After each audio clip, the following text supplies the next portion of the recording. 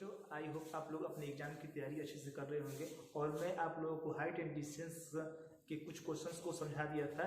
आज फिर next question को देखेंगे। तो देखते हैं हम चैप्टर 9 हाइट एंड डिस्टेंस के सवाल को।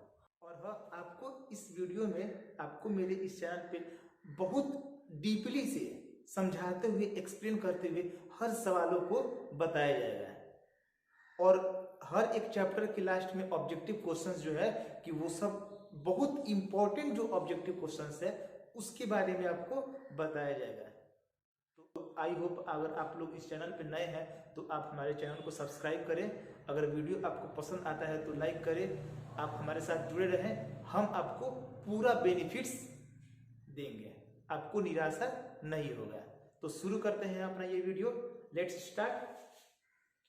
एक 80 मीटर चौड़ी सड़क के दोनों ओर आमने सामने समान लंबाई वाले दो खंबे लगे हुए हैं।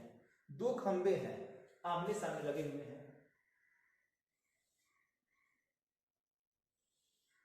और ध्यान देना कि जो सड़क है उसकी चौड़ाई है 80 मीटर। ये जो पॉइंट दिया है, दो खंबे हैं और उनके बीच की दूरियां जो है वह 80 मीटर है। और हमको अब जो यहाँ पर वैल्यू दिया है कि दोनों खंभों के बीच सड़क के एक बिंदु से, एक बिंदु है कहीं सड़क पर और वहां से एक जगह जो एक खंभे में बनता है एंगल और दूसरे पर एक अलग एंगल बनता है 60 डिग्री का और 30 डिग्री का। दो खंभे हैं और सड़क के एक बिंदु से 30 डिग्री का और 60 डिग्री का जो कोण बनता है। तो ध्यान देने वाली बात है कि जिसका झुकाव जितना कम रहता है तो उसका एंगल उतना ही कम बनता है। तो यहाँ मान लेते हैं कि झुकाव थोड़ा कम है तो ये मान लेते हैं कि 30 डिग्री का एंगल है और यहाँ एंगल जो बन रहा है वह 60 डिग्री का है। दे दिए नाम इसका ए बी सी डी और ये मिडिल पॉइंट को दे दिए नाम ई। अब आगे देखते हैं, इसमें कह रहा है कि खंभों की ऊंचाई है, यानी कि ए बी और सी डी का वैल्यू निकालना है। खंभों की ऊंचाई और उनके जो बिंदु है उससे बीच की दूरी भी निकालना है। सबसे पहले हम क्वेश्चंस को जो फिगर है उसको पेंसिल से ड्रॉ कर लेते हैं और उसके बाद जो लैंग्वेज होता है, कुछ क्वेश्चंस के लैंग्वेज को और फिगर के लैंग्वेज को देखते हुए लैंग्वेज को लिखना पड़ता है। तो यहां देखते हैं कि माना ए बी और सी डी, ए बी और सी डी दो खंभे समान लंबाई के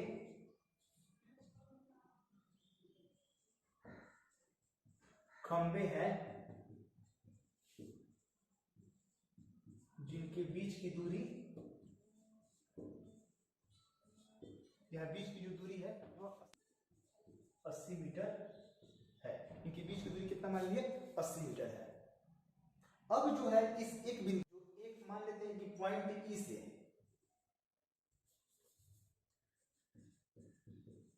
सड़क के बिंदु ई से ए पर 30 डिग्री तथा डी पर 60 डिग्री का कोण बनता है। ध्यान देना है कि लैंग्वेज जो है कि उसको आपको अपने ही लैंग्वेज में बनाते हुए लिख लेना है। सिर्फ और सिर्फ क्वेश्चंस के और कुछ फिगर की बातों को लाना है वहां पर लैंग्वेज में। अब सॉल्यूशन पे ध्यान देते हैं इसमें कि सबसे पहले क्या करते हैं कि जो BC दिया है 80 मीटर, तो हम मान लेते हैं कि माना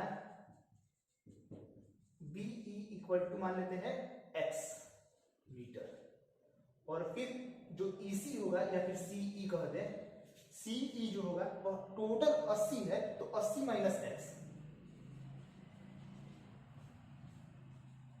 यहां से जब x है तो ये टोटल हो जाएगा 80 माइनस x, CE का वैल्यू। अब चलते हैं ट्रायंगल जो छोटा वाला बन रहा है, एक ट्रायंगल बन रहा है त्रिभुज ABE में। त्रिभुज ABE में चलते हैं तो tan 30 डिग्री इक्वल टू हो जाएगा वैल्यू, tan 30 का वैल्यू हो जाएगा P बाई B, यानी कि AB बाई BE। tan की वैल्यू 1/√3 और AB की जगह पर वैल्यू तो हमको मालूम है नहीं, और BE का वैल्यू हम माने हैं x, तो AB इक्वल टू हो जाएगा x/√3। AB का वैल्यू निकल गया x/√3, इसको मान लेते हैं इक्वेशन 1। अब चलते हैं नेक्स्ट जो ट्रायंगल बनना है CDE, त्रिभुज CDE में tan 60 degree equal to P यानी कि CD और B मतलब कि CE। तो tan 60 का वैल्यू हो जाएगा tan 60 का वैल्यू हो जाएगा √3, और CD जो है, ध्यान देना है कि CD और AB दोनों समान लंबाई के खंभे हैं, तो इसको हम लिख सकते हैं यहाँ पर CD की जगह पर AB भी लिख सकते हैं, और बाई CE का जो वैल्यू है उसको हम माने 80 - x। अब ये 80 - x इधर आ जाएगा,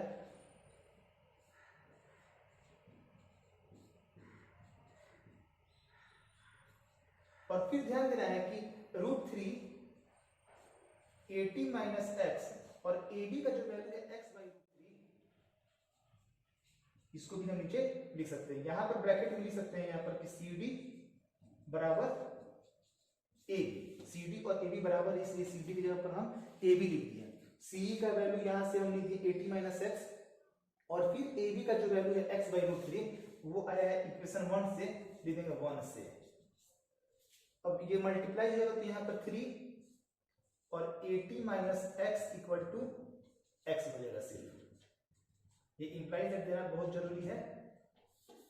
अब फिर क्या करते हैं कि इसको मल्टीप्लाई कर दें तो ये हो जाएगा 240 - 3x इक्वल टू x, और जब इस 3x को उधर कन्वर्ट भेजेंगे दूसरी तरफ, 240 minus equal to x, minus 6 आएगा तो प्लस 3x, तो 240 इक्वल टू 3x और x 4x, तो 4x जो आया है तो x का वैल्यू हो जाएगा 4 से डिवाइड कर देंगे 240 में, तो x इक्वल टू हो जाएगा 60। तो ध्यान देना है x का वैल्यू आ गया, x माने तो BE को, x का वैल्यू आ गया 60। क्वेश्चन को अगर हम समझने की कोशिश करें तो क्वेश्चन में कह रहे हैं कि खंभों की ऊंचाई और खंभों से बिंदु की दूरी, खंभों की ऊंचाई यानी कि AB और CD निकालना है। यहाँ AB का वैल्यू जो है x/√3 आया है, x का मान जब 60 आ गया तो हम लिख सकते हैं कि इसलिए यहां लिख दे रहे हैं, इसलिए AB इक्वल टू AB का वैल्यू x है तो x की जगह पे लिख देंगे हम 60/√3, और इसको रेशनलाइज करना जरूरी रहता है, नीचे रूट रहता है तो ये हो गया 60√3/3, और जब इसको डिवाइड कर देंगे तो 20√3, तो AB का वैल्यू आ गया 20√3, और जो ये BE का वैल्यू जो x है वह है 60, यानी लिख देंगे यहाँ पर कि BE equal to 60 metre, BE equal to 60, और फिर जो CE है वह है 80 - 60 इक्वल टू 20 मीटर हो गया। अब जो मतलब कि हम वैल्यू निकाल लिए, अब लैंग्वेज लिखना जरूरी रहता है, तो लैंग्वेज हम लिख देते हैं इरेज करके। हाँ, तो बच्चों ध्यान देना है कि यहाँ जो हमको वैल्यू निकालना था खंभों की ऊंचाई, लिख सकते हैं इसलिए खंभों की ऊंचाई जो है वह AB और CD है, हम पहले उसको मान के लैंग्वेज में लिख दिए थे। तो खंभों की ऊंचाई जो AB के वैल्यू आया है 20√3 मीटर, यहाँ मीटर लिखना जरूरी है, यहाँ नहीं लिखेंगे तब कोई बात नहीं है, लेकिन ये जो है कि 20√3, और जो खंभों से बिंदु की दूरी जो कह रहा है, और नहीं खंभों से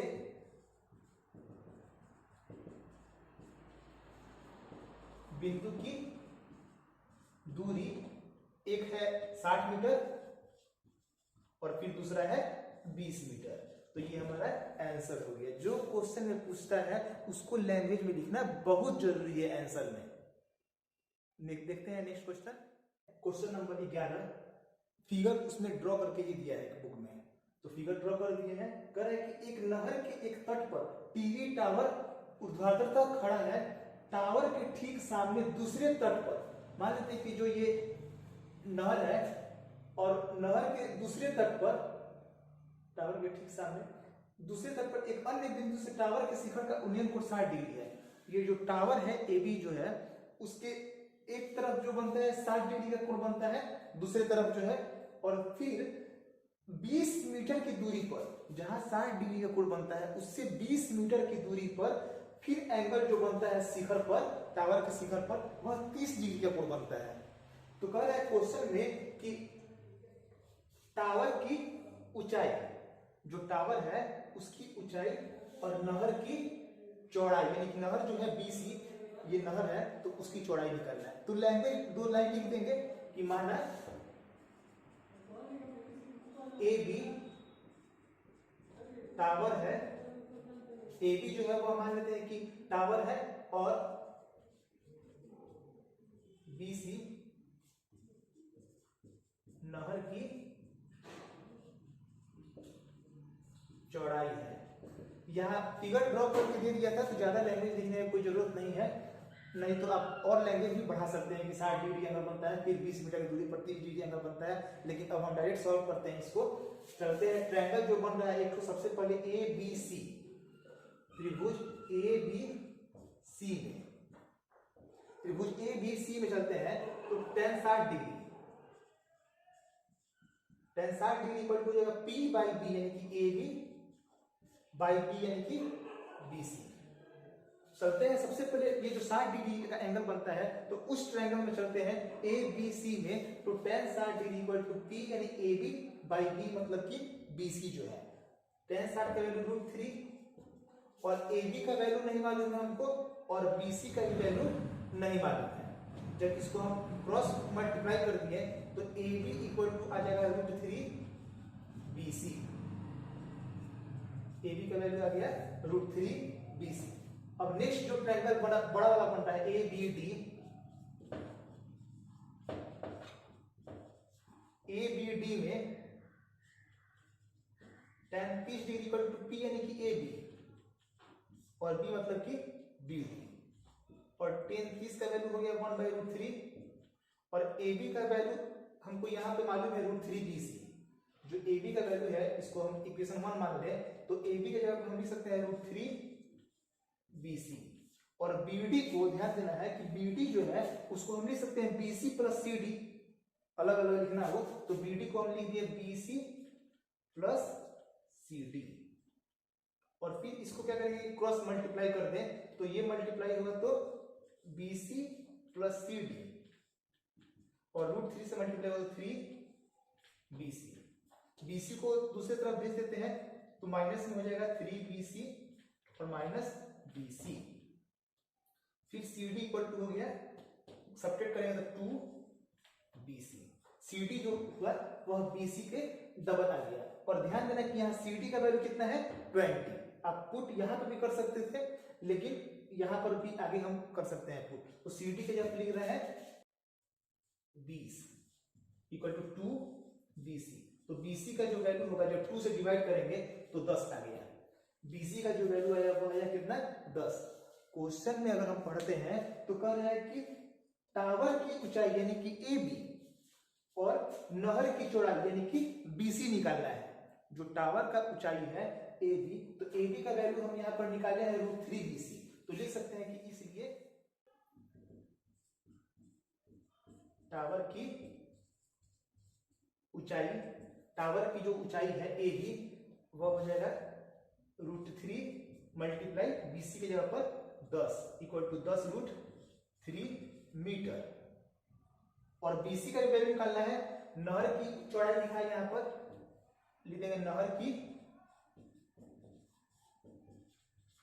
चौड़ाई इक्वल टू जो नहर की जो चौड़ाई होगा वह है BC, और BC की वैल्यू हम निकाले हैं 10, तो 10, और ये मीटर में है सब तो यहाँ पर लिख देंगे मीटर।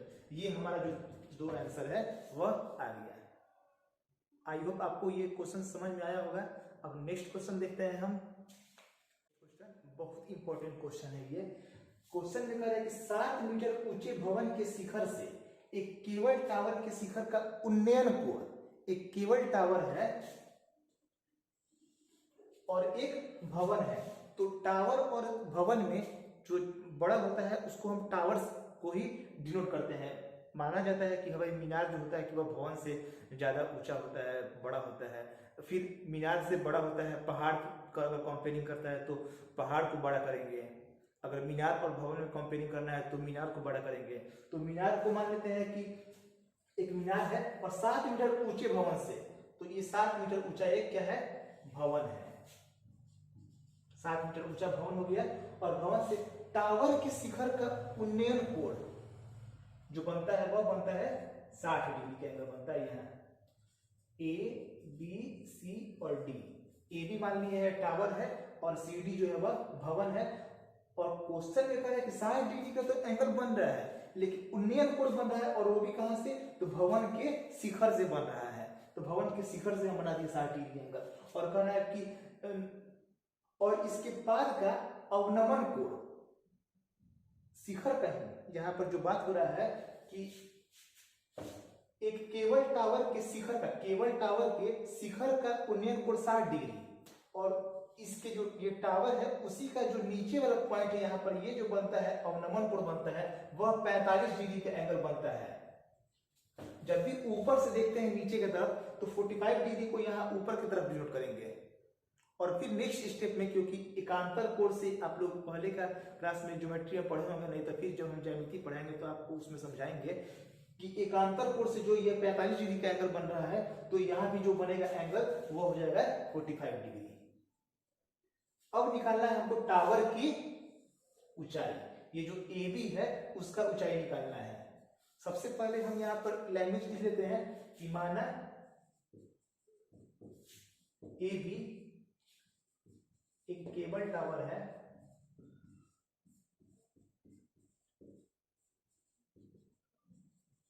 और जो सीडी है, सीडी भवन है, भवन है जिसकी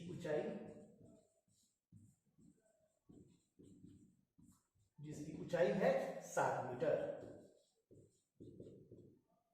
और फिर लिखेंगे कि भवन के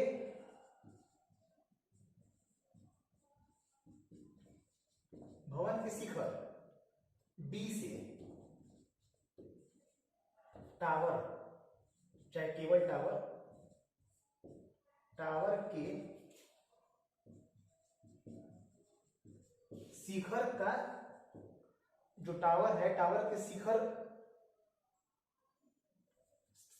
ए पर 60 डिग्री तथा पाद बिंदु, जो पाद बिंदु है बी पर 45 डिग्री का कोण बनता है। ये लैंग्वेज बना के लिख दिए जो क्वेश्चन में था। और अभी तक जोड़ने के लिए और भी बहुत लंबा चौड़ा जोड़ सकते थे कि हाँ अवनमन कोण बनता है, उन्नयन कोण बनता है, लेकिन उतना डिटेल करने की कोई जरूरत नहीं है इसमें। सिर्फ आपको ये जो क्वेश्चन है और फिगर है उसके सिर्फ आपको मतलब कि भावनाओं को पहुंचा देना है लैंग्वेज में। अब चलते हैं जो स्टेप है, यहाँ सबसे पहले ट्रायंगल बन रहा है बी सी डी, त्रिभुज बी सी डी में जो बी सी डी है उसमें tan 45 डिग्री, यहाँ tan 45 डिग्री बन रहा है P बाई बी यानी कि C D by B C. और tan 45 से वैल्यू होता है 1, सी डी का वैल्यू हमको मालूम है 7 और बी सी का वैल्यू तो मालूम नहीं है, लेकिन बी सी निकल गया कितना 7, तो बी सी का वैल्यू आ गया कितना 7 आ गया। और फिर अब चलते हैं जो ऊपर की तरफ जो ट्रायंगल है बड़ा वाला त्रिभुज ए डी ई, जो ऊपर की तरफ है यहाँ ए डी ई, इसमें चलते हैं। तो यहाँ पर ध्यान देना है कि त्रिभुज ए डी ई में tan 60 degree equal to P यानी कि ए ई बटा डी ई। tan 60 का तो वैल्यू हो गया √3। अब ए ई जो है, जो ए ई, तो उसको तो ए ई का ए ई रहने दिए हम यहाँ पर, लेकिन डी ई जो डी ई है उसकी जगह पर हम लिख दिए बी सी, क्योंकि दोनों क्या है इक्वल है। और फिर यहाँ पे लिख सकते हैं क्योंकि बी ई बराबर बी सी। और फिर नेक्स्ट स्टेप में क्या करते हैं ये सब सिंबल नहीं छोड़ना चाहिए। तो ए ई जो है, ए ई रहने दिए और बीसी के जगह पर हम लिख सकते हैं 7, क्योंकि बीसी का वैल्यू हम निकाले हैं पहले से 7। तो ए ई इक्वल टू हो गया 7√3। ए ई का वैल्यू निकल गया 7√3 और बीई इक्वल टू है, बीई जो है बीई वह है 7। ए ई का तो वैल्यू निकाल लिया 7√3, उसका तो वैल्यू निकाल लिया 7√3 और बीई जो है CD का वैल्यू जब 7 है तो बीई का वैल्यू भी हो जाएगा 7। तो नीचे लिख रहे हैं, इसलिए क्वेश्चन पे लिखा है टावर की ऊंचाई, तो इसलिए टावर की ऊंचाई equal to AE plus BE और AE की जगह पर जो वैल्यू है 7√3 और BE की जगह पर वैल्यू है 7 कॉमन निकाल लिए तो √3 प्लस 1 मीटर आंसर। तो यहाँ पर और ज्यादा डिटेल तोड़ने की कोई जरूरत नहीं है, बस नीचे की तरफ रूट आता है तो उसको रेशनलाइज करना जरूरी रहता है। यहाँ बगल में आ रहा है, मल्टीप्लाई के फॉर्म में आ रहा है, तो इसको और ज्यादा तोड़ने का कोई जरूरत नहीं है। तो आई होप आपको ये क्वेश्चंस जो है कि समझ में आया होगा। अगले वीडियो में हम 3 क्वेश्चंस जो बचे हैं उसको देखेंगे। तब तक के लिए